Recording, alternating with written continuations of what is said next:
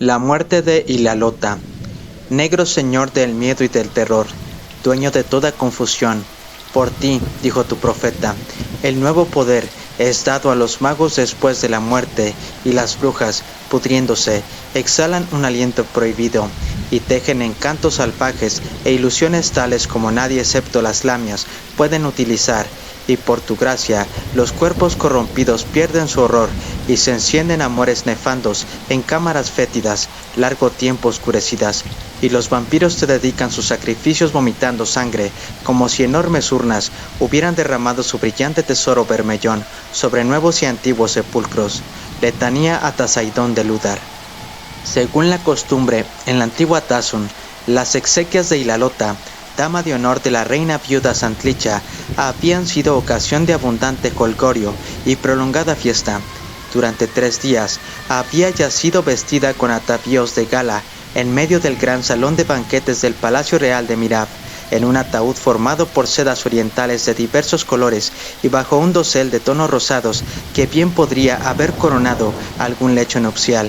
A su alrededor, desde la penumbra del amanecer hasta el ocaso, desde el frío atardecer hasta la tórrida y resplandeciente aurora, la febril marea de las orgías fúnebres había crecido y aumentado sin descanso.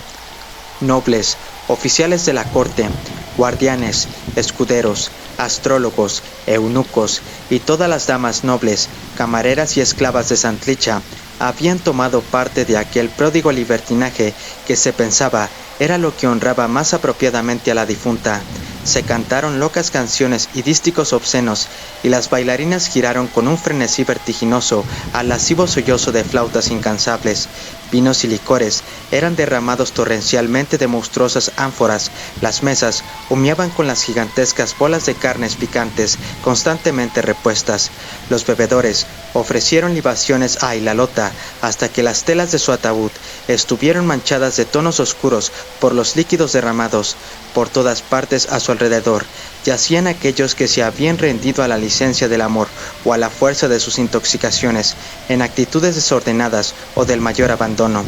Con los ojos medio cerrados y los labios ligeramente separados, en la rosada sombra que arrojaba el catafalco, la muchacha no tenía aspecto de estar muerta, sino que parecía una emperatriz dormida que gobernaba imparcialmente sobre los vivos y los muertos. Esta apariencia, junto con un extraño aumento de su natural belleza, fue algo que muchos observaron, y algunos dijeron que parecía esperar el beso de un amante, más que los besos del gusano. La tercera noche, cuando las lámparas broncíneas de muchos brazos estaban encendidas y los rituales se acercaban a su fin, volvió a la corte el señor de Tulos, amante oficial de la reina Santlicha, que había partido una semana antes a visitar su dominio en la frontera occidental y no conocía la muerte de Ilalota. Sin saber nada, entró en el salón en el momento en que la orgía comenzaba a flaquear y los asistentes por el suelo comenzaban a sobrepasar en número a aquellos que todavía se movían, bebían y hacían fiesta. Observó con poca sorpresa el desordenado salón, puesto que escenas semejantes le eran familiares desde los tiempos de su infancia.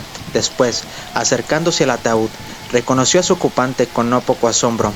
Entre las numerosas damas de Mirab que había traído sus libertinos afectos, Ilalota le había retenido durante más tiempo que la mayoría, y se decía que había llorado más apasionadamente su abandono que ninguna otra.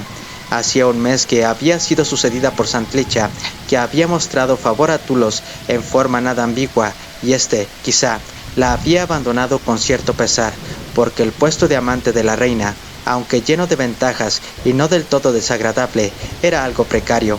Se creía generalmente que Santlicha se había desembarazado del fallecido rey Archain por medio de una dosis de veneno descubierta en una tumba que debía su peculiar sutileza y violencia a la ciencia de antiguos hechiceros. Después de esto, había tomado muchos amantes, y aquellos que no llegaban a complacerla habían tenido invariablemente un final no menos violento que el de Archain. Era exigente y exorbitante, exigiendo una fidelidad estricta que a Tulos le resultaba algo irritante. Alegando asuntos urgentes en sus remotos dominios, se había alegrado bastante de estar una semana alejado de la corte. Ahora, de pie al lado de la mujer muerta, Tulos olvidó a la reina y rememoró ciertas noches veraniegas, engalanadas por la fragancia del jazmín y la belleza de Ilalota, tan blanca como aquella flor. Todavía le resultaba más difícil que a los demás tomarla por muerta, porque su aspecto actual no se diferenciaba en nada del que había asumido a menudo durante su antigua relación. Para complacer sus caprichos, ella había fingido algunas veces la inercia y tranquilidad de la muerte, y en tales momentos la había amado con un ardor no atenuado por la vehemencia felina con la que, otras veces, ella estaba dispuesta a devolver o invitar sus caricias. Momento a momento, como si fuese la obra de alguna poderosa magia, cayó sobre él una curiosa alucinación, y le pareció que de nuevo era el amante de aquellas noches perdidas, y que había entrado en aquel pabellón de los jardines del palacio, donde Ilalota le esperaba sobre un lecho sembrado de pétalos, yaciendo con el pecho inmóvil, como sus manos y su rostro. Ya no vio más el abarrotado salón. Las luces llameantes, los rostros, enrojecidos por el vino, se habían convertido en parterre de flores perezosamente inclinadas, iluminados por la luna, y las voces de los cortesanos no eran más que el débil suspiro del viento entre los cipreses y el jazmín. Los tibios y afrodisíacos perfumes de la noche de junio le rodearon, y otra vez como antes, le pareció que salían de la persona de Ilalota, no menos que de las mismas flores. Presa de un intenso deseo, se inclinó y sintió como su frío brazo se estremecía involuntariamente bajo su beso. Entonces, con la estupefacción de un sonámbulo despertado rudamente, oyó una voz que silbaba en su oído con un dulce veneno. ¿Te has olvidado de ti mismo, mi señor Tulos?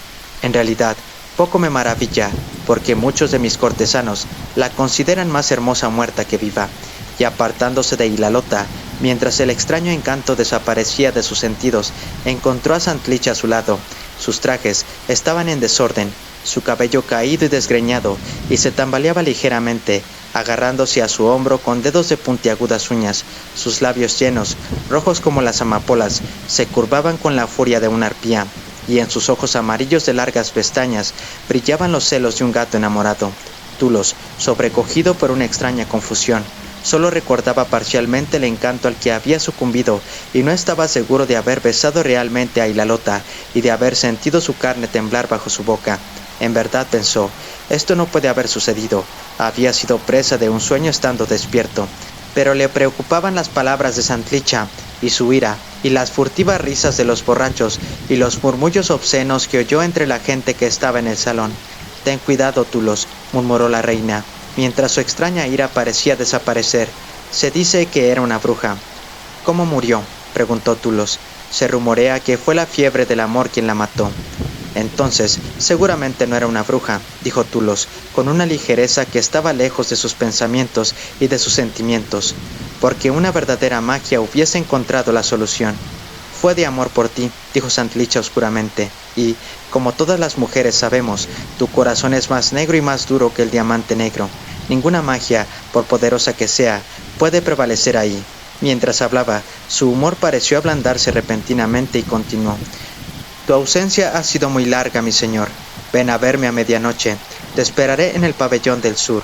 Después, mirándole de forma bochornosa por un instante bajo los entornados párpados y pellizcando su brazo de forma que sus uñas atravesaron tela y piel como las uñas de un gato, dejó a Tulos para dirigirse a saludar a ciertos eunucos del harem.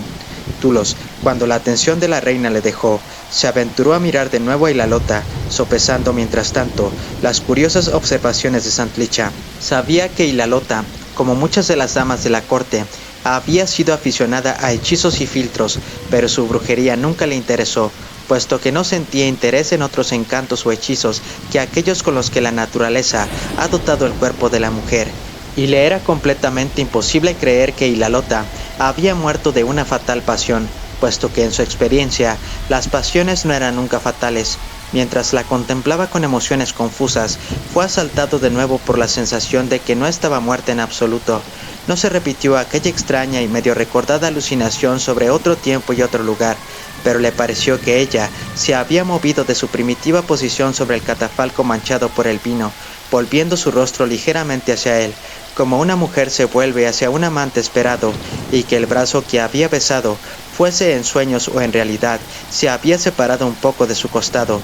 Tulos se inclinó más cerca, fascinado por el misterio y empujado por una atracción más extraña que no podría haber nombrado. Seguramente, otra vez se había equivocado. pero mientras sus dudas aumentaban, le pareció que el pecho de Ilalota se estremecía con una débil respiración, y oyó un susurro casi inaudible, pero sobrecogedor. «Ven a verme a medianoche, te esperaré en la tumba». En aquel instante, aparecieron al lado del catafalco varias personas vestidas con el sobrio y raído atavío de los sepultureros que habían entrado silenciosamente en el salón, sin ser advertidos por Tulos o por los demás de la compañía. Entre ellos, transportaban un sarcófago de finas paredes y de bronce, soldado y bruñido recientemente. Su oficio era retirar a la mujer muerta y llevarla a las cámaras sepulcrales de su familia, que estaban situadas en la antigua necrópolis al norte de los jardines del palacio. Tulos hubiese querido gritar para impedirle su propósito, pero su lengua no salió de su boca, ni pudo mover ninguno de sus miembros. Sin saber si estaba dormido o despierto, vio cómo la gente del cementerio colocaba a Ilalota en el sarcófago y se la llevaba del salón con rapidez, sin que nadie le siguiera, pues los soñolientos puerquistas ni siquiera les habían advertido.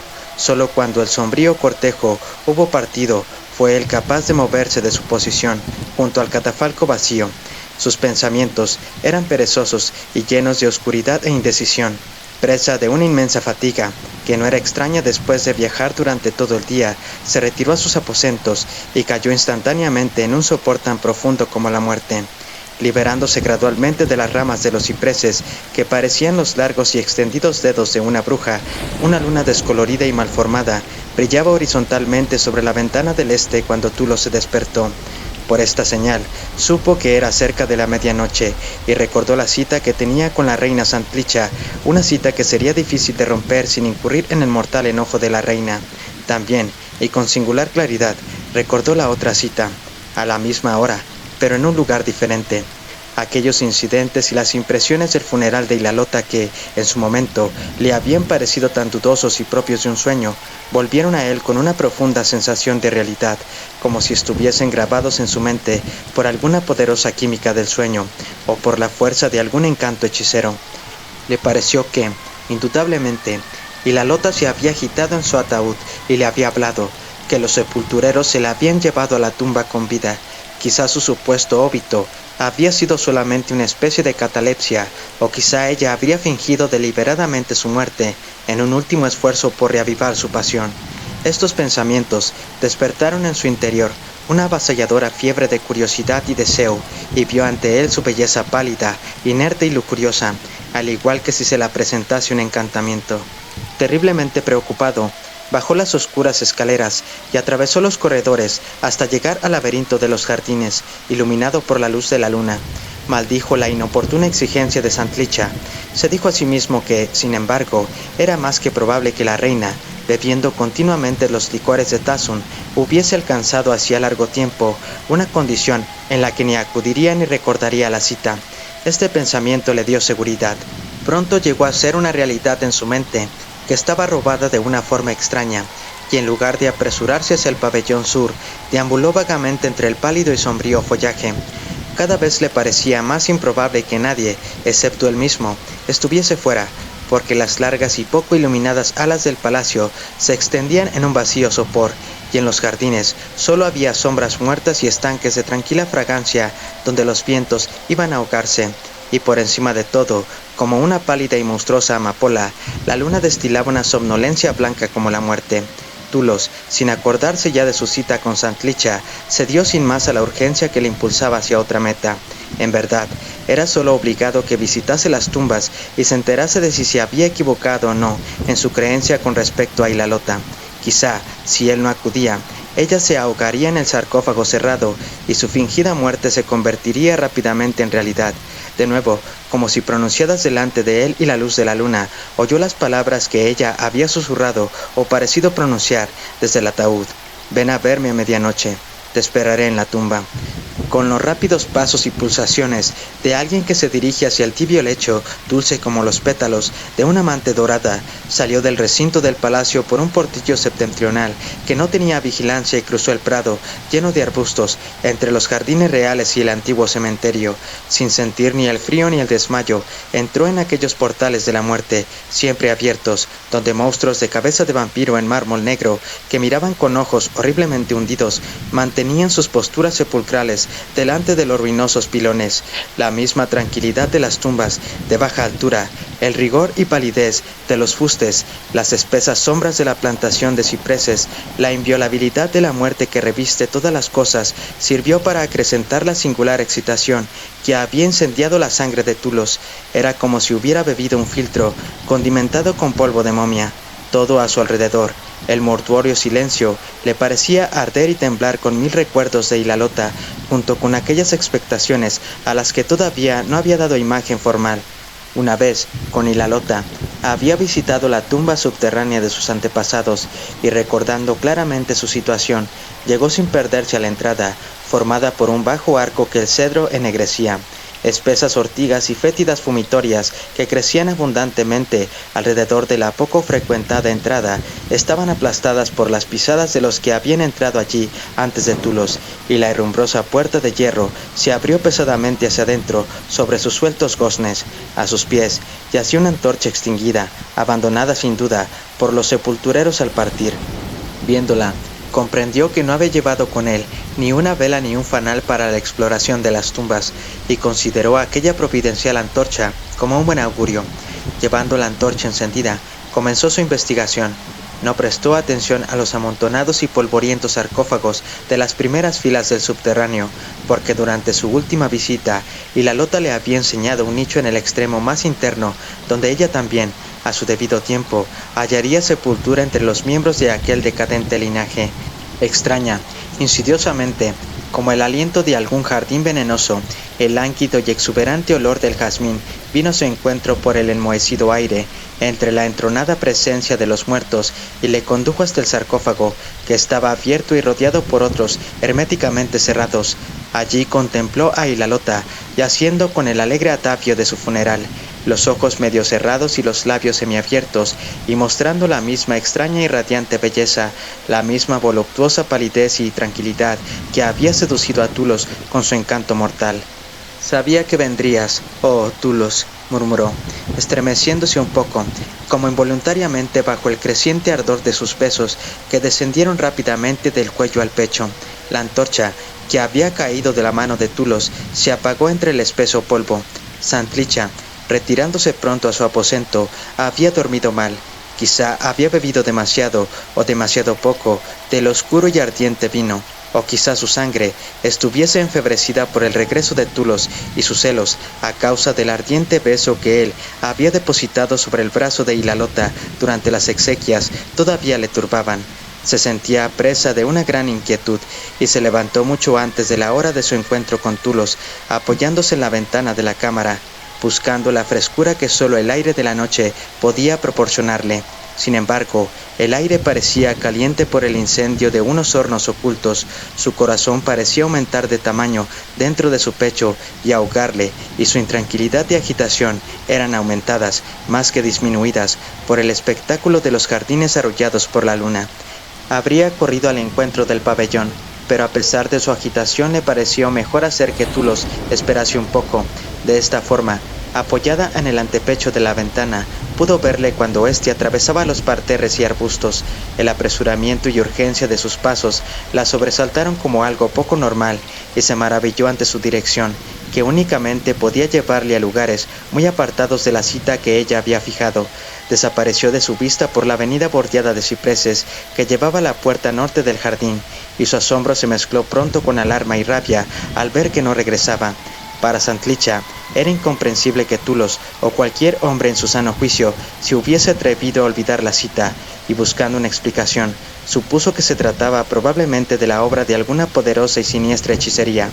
Tampoco fue difícil para ella identificar a la hechicera a la luz de ciertos incidentes que había presenciado y de mucho más que había sido rumoreado. La reina sabía que Ilalota había amado a Tulos hasta el frenesí, y que lamentó inconsolablemente su deserción.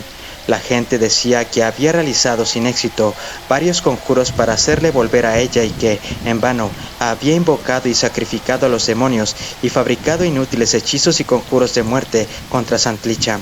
Había muerto finalmente de pura melancolía y desesperación, o quizá se hubiese matado a sí misma con algún desconocido veneno. Pero según la creencia más extendida en Tasun, Cuando una bruja moría de esta forma, con deseos insatisfechos y ambiciones frustradas, podía convertirse en una lamia o en un vampiro y conseguir de esta manera la consumación de todas sus hechicerías.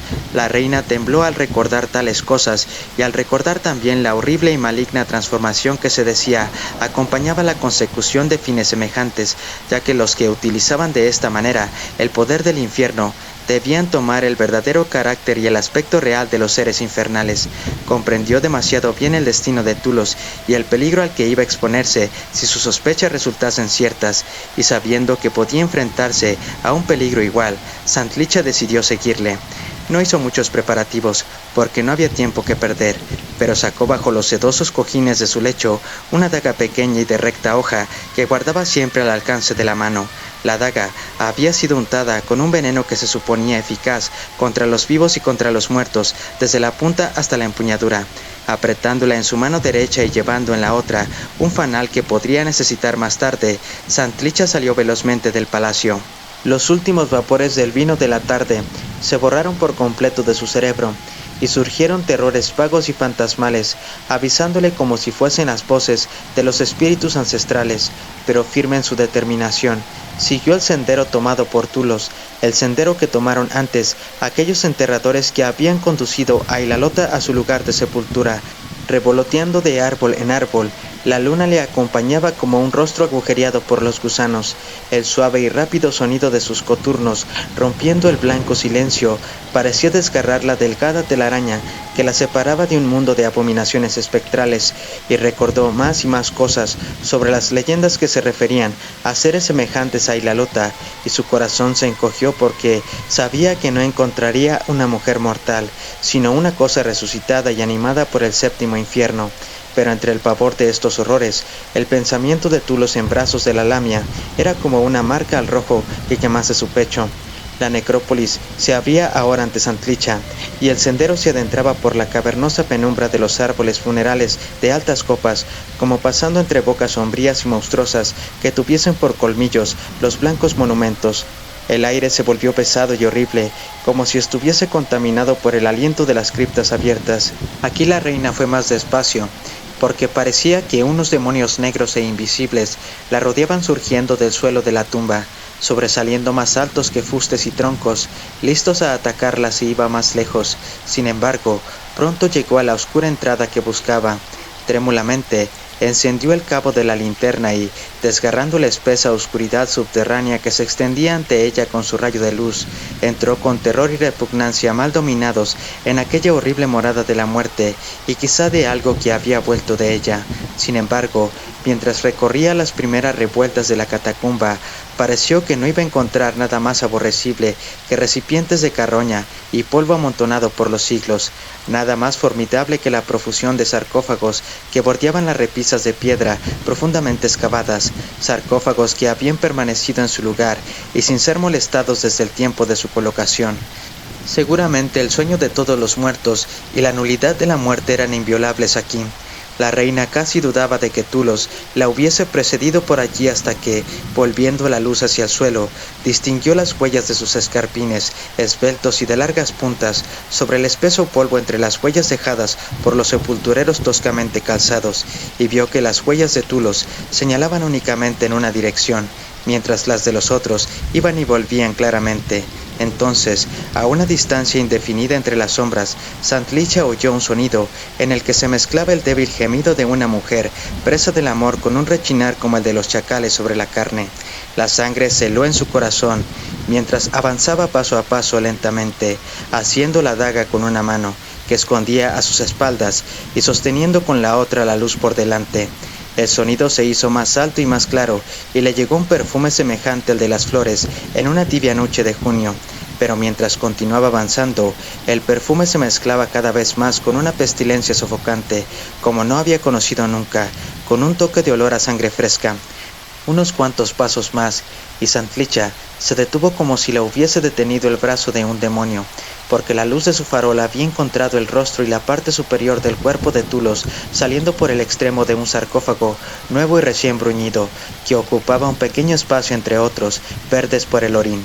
Una de las manos de Tulos se agarraba rígidamente al borde del sarcófago, mientras la otra mano, moviéndose débilmente, parecía acariciar una vaga forma que se inclinaba sobre él, con brazos de la blancura del jazmín, a la estrecha luz del fanal, y negros dedos que se hundían en su pecho. Su cabeza y su cuerpo parecían un caparazón vacío, y su mano colgaba sobre el borde de bronce, tan delgada como la de un esqueleto. Todo su aspecto era exangüe, como si hubiese perdido más sangre de la que era evidente en su garganta y rostro destrozados y en su empapado atuendo y chorreante cabello. La cosa que se inclinaba sobre Tulos emitía incesantemente aquel sonido que era medio gemido y medio gruñido, y mientras Antlicha quedaba petrificada por el miedo y el horror, pareció escuchar un indistinto murmullo, proveniente de los labios de Tulos, que era más de éxtasis que de dolor. El murmullo cesó y la cabeza colgó más flojamente que antes, de forma que la reina le tomó por finalmente muerto. Ante esto, reunió tal airado coraje que se sintió capaz de dar un paso más y elevar la luz porque, incluso en su extremo pánico, se le ocurrió que por medio de la daga envenenada mágicamente, quizá pudiera todavía acabar con la cosa que había asesinado a Tulos. Zigzagueando la luz subió y subió, descubriendo, pulgada a pulgada, la infamia que Tulos había acariciado en la oscuridad. Subió hasta las barbillas cubiertas de sangre y el colmilludo y entrecruzado orificio que era mitad boca y mitad pico, hasta que Santlicha supo por qué el cuerpo de Tulos era un simple caparazón encogido. En lo que la reina vio, no quedaba de Ilalota nada más que los blancos y voluptuosos brazos y la vaga silueta de unos pechos humanos que, por momentos, se disolvían y se convertían en pechos que no lo eran, como arcilla moldeada por un escultor demoníaco. Los brazos también comenzaron a cambiar y a oscurecerse, y mientras lo hacían, la moribunda mano de Tulos se agitó de nuevo y se dirigió torpemente en un movimiento acariciante hacia el horror, y la cosa no pareció prestarle atención, sino que retiró los dedos de su pecho y tendió por encima suyo unas extremidades que se extendían enormemente, como para clavárselas a la reina o acariciarla con sus engarfiadas garras. Fue entonces cuando Santlicha dejó caer el fanal y la daga y salió corriendo de la tumba, poseída por las sacudidas y las agudas e interminables risas de una locura incurable. Fin.